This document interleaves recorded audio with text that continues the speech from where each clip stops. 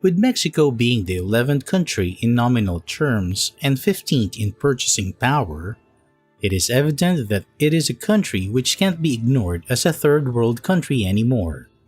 Even after being hit hard during the 1994 crisis, low blows in 2001 crisis, and then again facing major drawbacks in the 2008 recession, Mexico still remains a stable macroeconomic country. Though the extent of influence of South American crisis was not much during the 2008 recession, gross domestic product contracted by more than 6%.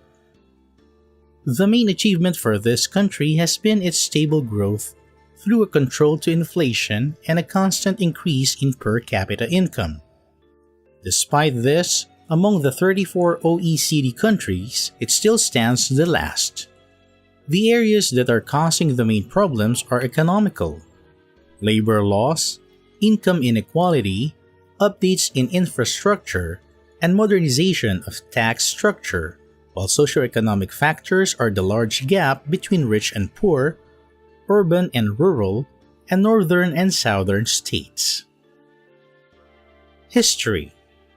The history of Mexican economy can be outlined through three specific eras which were governed by resource extraction, agriculture, and a fairly underdeveloped industrial sector. The three eras include the era of independence from colonialism, Revolution, and Great Depression, and after that, World War II and the Mexican Miracle. Colonial era and independence. Freeing itself from shackles of colonialism and the rule of King Ferdinand again and again, it worked as breeding grounds for major economic developments.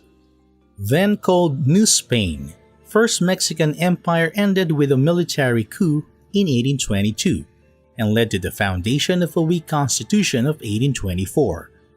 After the Republic Declaration of Mexico, it has been constant tough times Mexico. During the first half of the 19th century, the factors affecting the economy were largely internal. The difficult topography, power struggles within the country, and lack of efficient transportation made it very difficult for reforms to occur. This situation was then handled a little bit after the construction of railway lines.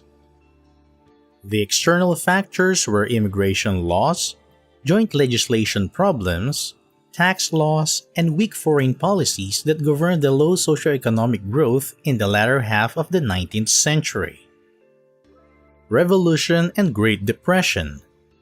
The 10-year revolution period from 1910 to 1920 just erupted the problems for Mexico as a newly instated republic. With internal on an all-time high, 1920s were a time of the Great Worldwide Depression. The stock market crashed, and the few companies that were there in Mexico barely survived it. Hence, the drop in export revenue from $334 million to $299 million in 1924 and essentially collapsing in 1928 when the Depression took hold. During 1938, the petroleum industry was nationalized, and in 1941, Mexico recognized the National Finance Bank. Together, they survived the Great Depression, and this struggle united the country towards the Mexican Miracle. World War II and Mexican Miracle. The years 1940 through 1970 turned out to be golden for Mexico.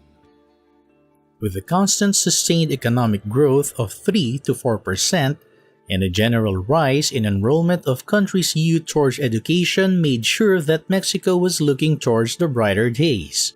Additionally, the domestic market was publicized highly, which led to many consumer-based industries to foster within the nation in 1950s.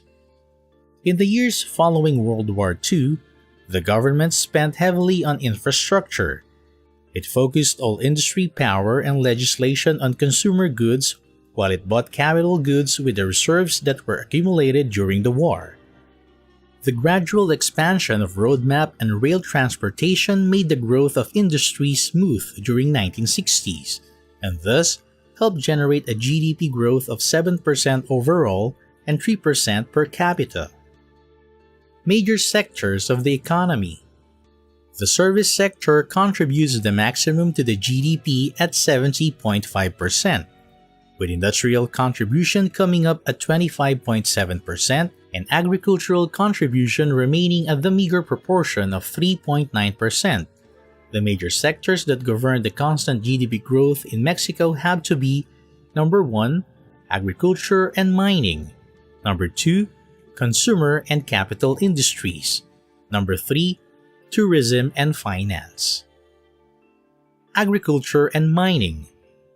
Though it is a certain pattern that we have noticed all over the world that the countries whose agricultural contributions are the least are generally developed nations, as their main source of income are their industries and their service sector. This, however, was not the case with Mexico. Their contributions to GDP via the agriculture remain lowest, though it was an important sector both historically and politically. The main crops have not been corn, despite being a staple in the country. The agriculture of Mexico tends to work towards horticulture and tropical fruits and vegetables. The mining industry, since colonial times, has been based on the huge silver deposits found in the Mexican soil. The constant productivity of silver prompted the country's growth worldwide as an important exporter of silver. Consumer and capital industries. The industrial sector was hugely benefited from trade liberalization and made up to 50% of the total earnings. The main contribution towards this has been the automotive industry. It is different from the other developing countries because it doesn't work just merely as an assembly manufacturer, but produces complex parts and also takes part in the capital research.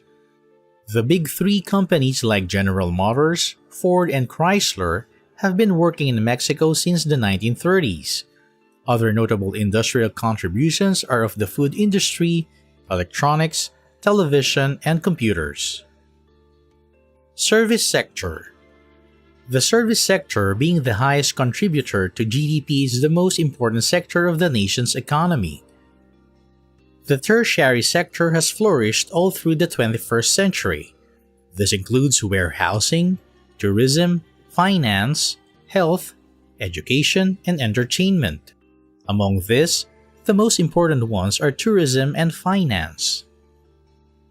Tourism. Bringing in the fourth highest contribution to foreign exchange, the tourism industry of Mexico is still the best industry in the country.